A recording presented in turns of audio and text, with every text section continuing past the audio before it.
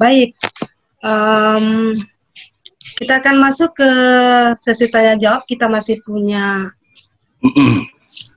50 menit. Sebenarnya tadi pemaparan Bu Beta masih ada waktu, tapi sudah. Nggak apa-apa Bu, biar diskusi aja. Iya. Nah, oke, jadi kita buka sesi tanya jawab. Kalau seandainya ada yang mau langsung bertanya, di unmute. Tapi ini ada satu dulu dari Pak Pino Tutuko.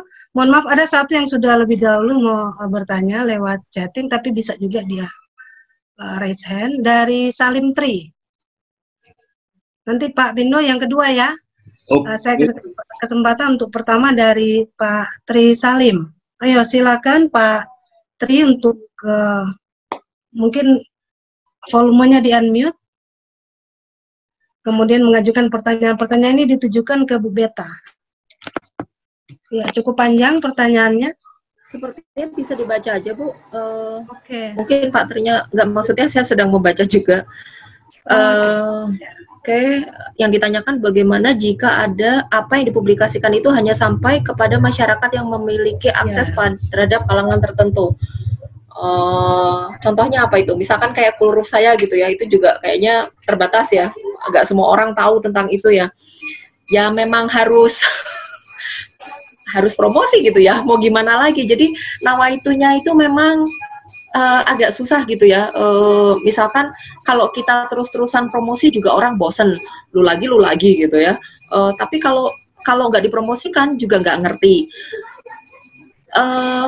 Perlu gimana? Pokoknya saya kadang-kadang tuh kalau seperti itu biar tidak narsis ya itu kita punya Twitter.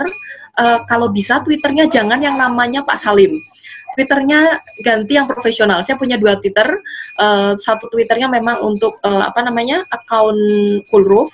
Kebetulan memang karena Kulruf itu American base ya, karena orang Amerika itu kan Twitter banget, sehingga saya banyak mengupload hasil-hasil itu di sana. Dan ternyata memang dibaca dan di-retweet oleh misalkan Climate PBB gitu ya, meretweet punya saya itu kan luar biasa gitu. Nah itu juga salah satu cara gitu.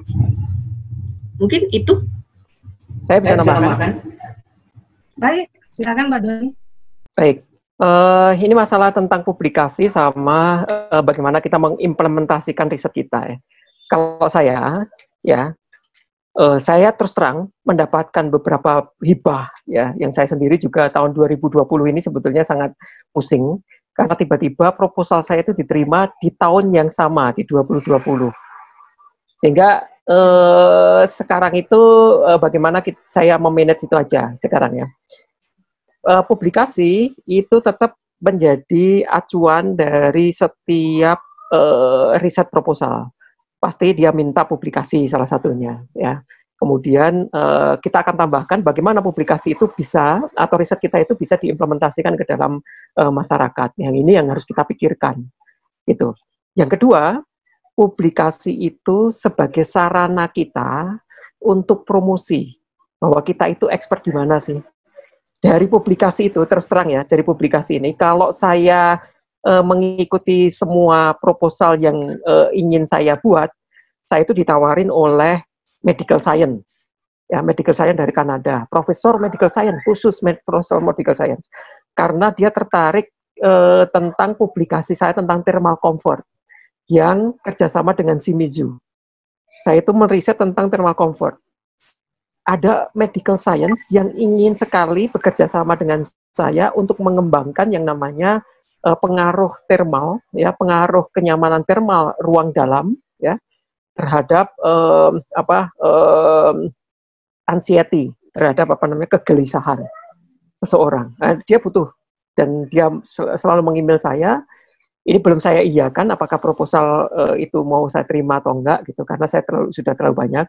Kemudian yang kedua, neurologi dari Prancis meng-email saya. Itu dari mana? Dari publikasi saya. Jadi salah satu publikasi itu kita buat publikasi sebanyak-banyaknya, kita expert di mana dan kita sudah melakukan apa. Itu untuk apa? Untuk menjaring semua itu. Tetapi kita tidak lupa bahwa riset kita itu harus juga diimplementasikan. Itu masalah yang kedua.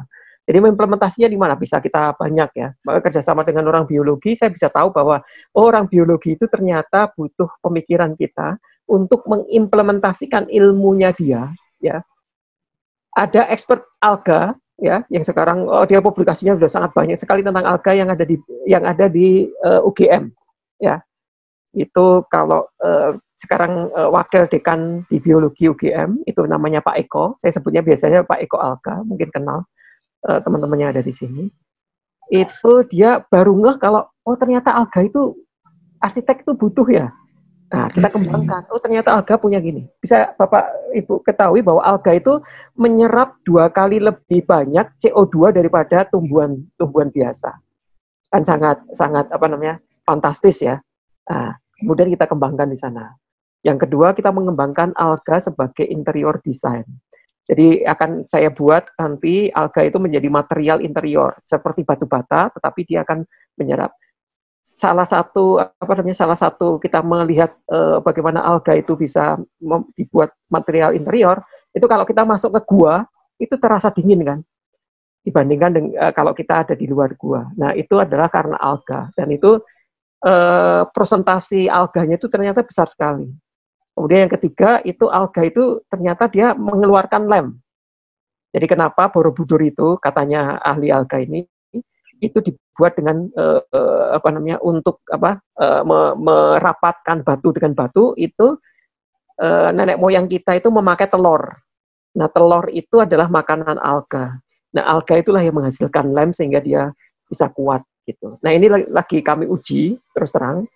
Itu kalau kita bisa tahu bahwa ternyata kebutuhan orang-orang biologi, orang-orang riset-riset yang pure riset itu membutuhkan kita untuk apply-nya itu apa, idenya itu seperti apa.